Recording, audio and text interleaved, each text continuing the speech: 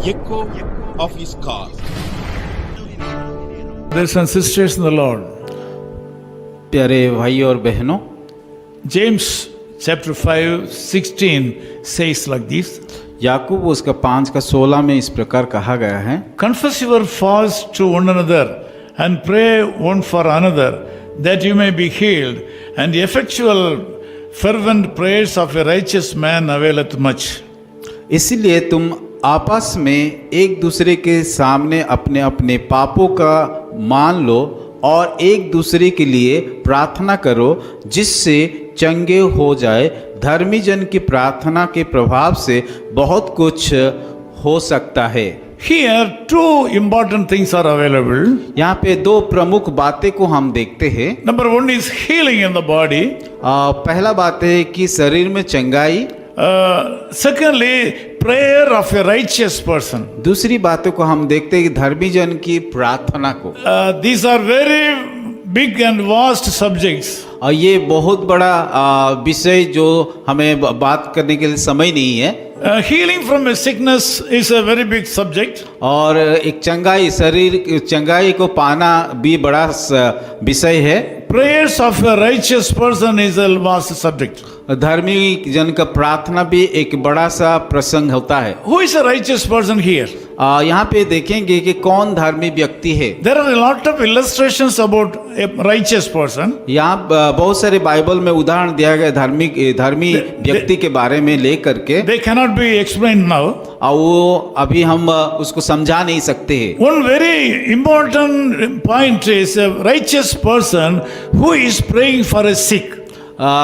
धर्मी व्यक्ति किसको कहते हैं? जो कि बीमार व्यक्ति के लिए प्रार्थना करता है। If you want to get divine healing, we should confess our faults to one another. अगर हम की चंगाई को पाना चाहते हैं तो हम एक दूसरे को अपना अपना पापों की मानना चाहिए। Also, the righteous person who is praying for a sick person also should confess his faults to one another. धर्मी जन जो भी प्रार्थना करता है कि दूसरे के चंगाई के लिए, वो भी एक दूसरे के लिए के जा करके अपना पाप को अंगीकार करना चाहिए। The important content of an effectual prayer is confessing sins. और धर्मी जन का प्रार्थना जो प्रभावशाली प्रार्थना होता है, तो यहाँ पे हम देखें तो एक दूसरे का किए जा करके अपना पाप को अंगीकार करना चाहिए। If you are sick in this morning, अगर आज की सुबह आप लोग बीमार में हो, if you want to get a special divine healing from the Lord, अगर परमेश्वर से चंगाई पाना चाहते हो,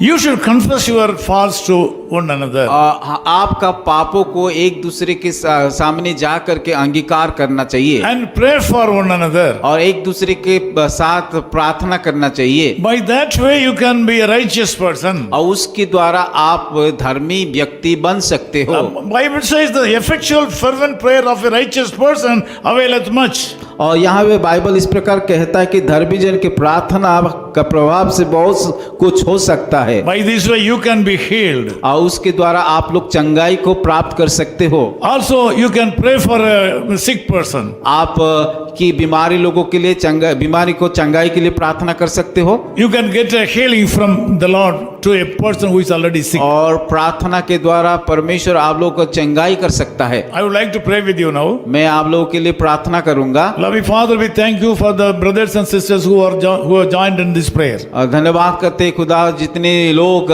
हमारे इस कार्यक्रम में योगदान किए हैं। Some of our brothers and sisters are sick in this morning. आज के सुबह बहुत सारे भाई और बहनें जो कि बीमार में हैं। Some of them may be in the hospital. और कोई तो अस्पताल में है। Some may be in a house and they may not be able to walk properly.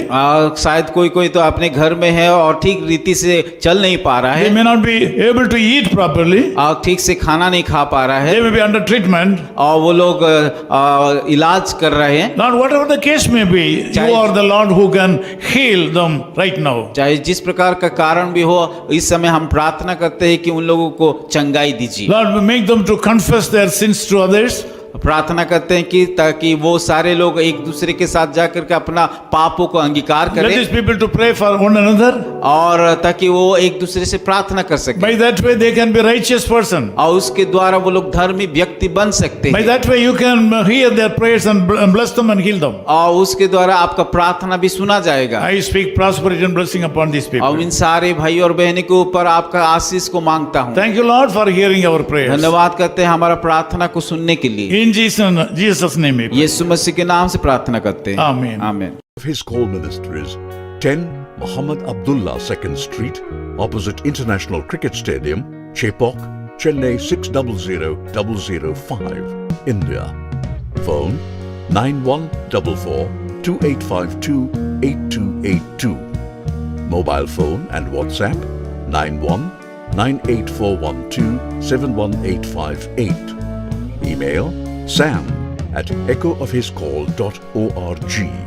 Website www.echoofhiscall.org. God bless you.